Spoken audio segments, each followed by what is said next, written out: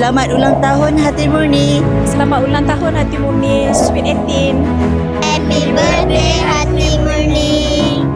Selamat ulang tahun Hati Murni.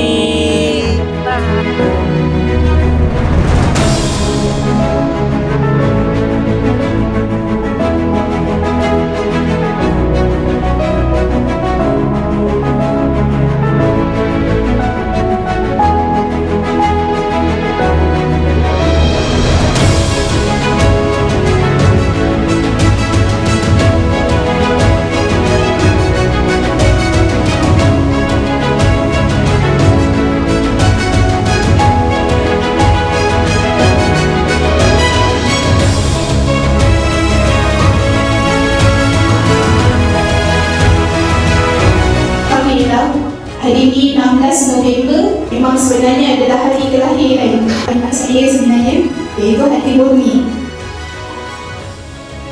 Kalau dulu saya seorang bersama dengan suami saya, tapi sekarang Hati Murni kita ada tim.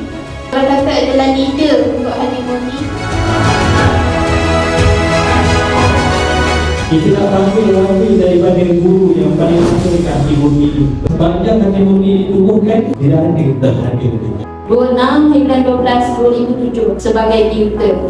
Kemudian 11 Siti offer saya untuk mengajar terus di Hati Murni. Kepada semua ibu bapa, marilah kita terus memberi sokongan padu dalam setiap program dan aktiviti yang dianjurkan. Dan ingatlah, pendidikan adalah tanggungjawab bersama dan ianya bermula sebenarnya daripada rumah.